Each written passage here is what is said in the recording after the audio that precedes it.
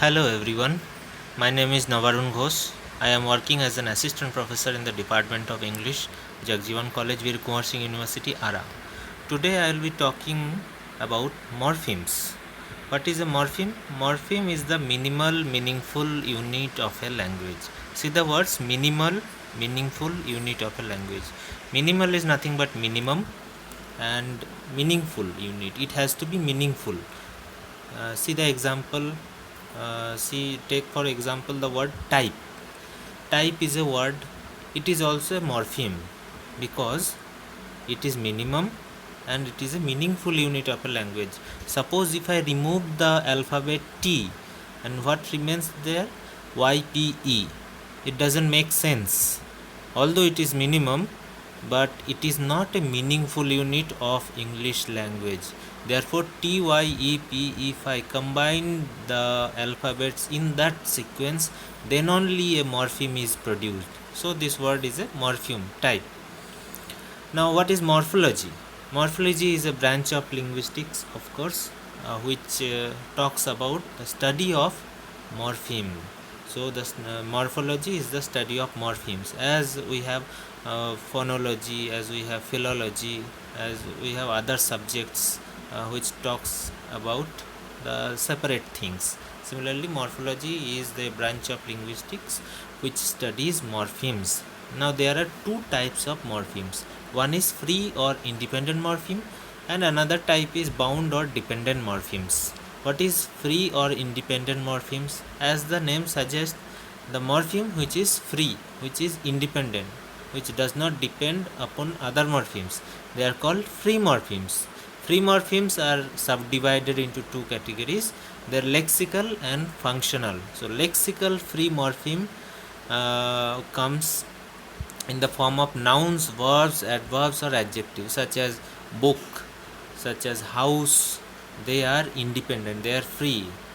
If I write book, it is self-sufficient. I can understand that there is a meaning inherent in it, as well as the word or the morpheme is complete. And there are functional free morphemes. They are like articles, pronouns, prepositions, modals, auxiliary verbs, such as if I say the word is. If I only say is, that doesn't make any sense. If I say he is walking, then it means something, that some person is walking. So the word is or the morpheme is a free morpheme, but where it comes or it generates meaning only when it is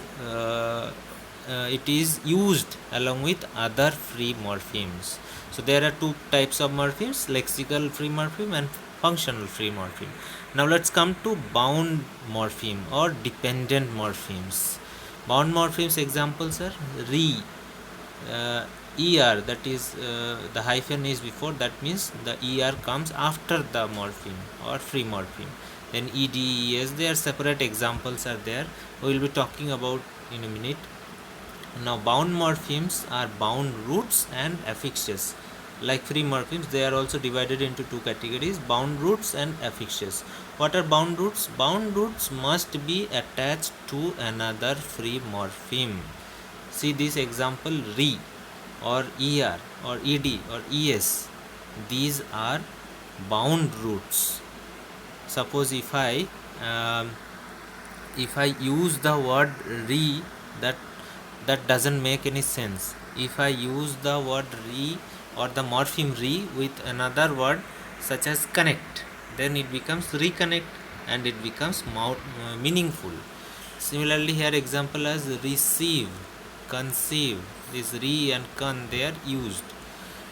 And next comes affixes. Affixes are divided into two categories as per their position and as per their function. As per their position, if the affixation comes initially, it will be called prefix. If the affixation comes in the middle of a word, it will be called infix. And if the affixation comes at the end of a word, it will be called a suffix. The examples, if you can see, un, as in unimportant.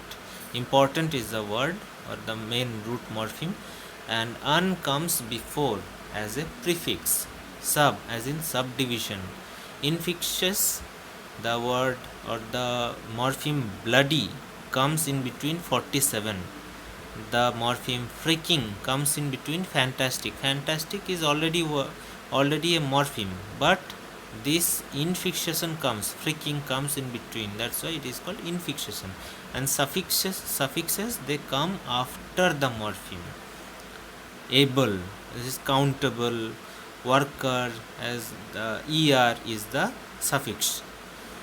Now let's come to affixes. Affixes, as per function, it is divided into two categories: derivational affixes and inflectional affixes.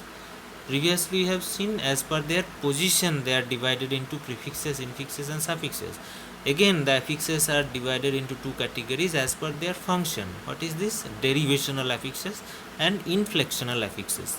Derivational affixes are when meaning is changed by adding prefix or suffix, such as unhappy. Happy is the morpheme where if I add the prefix un, the meaning becomes absolutely opposite, unhappy. That's why it is called derivational affix.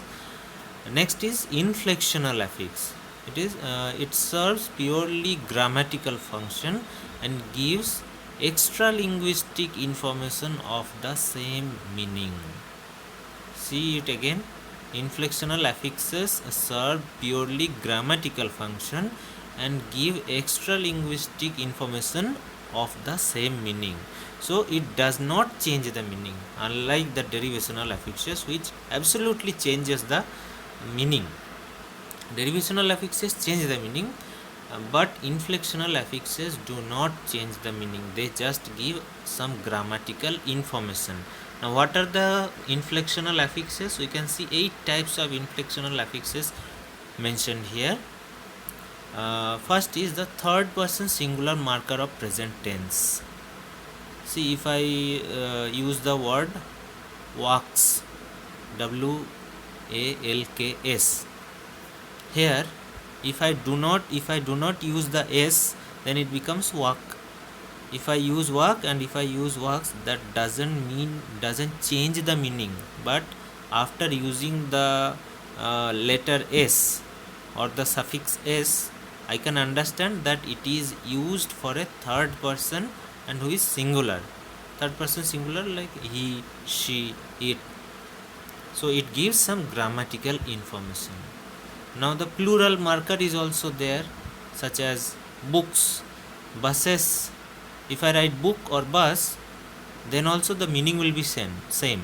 But if I write books or buses, I can get an additional information that the books, there are several books, there are several buses, more than one.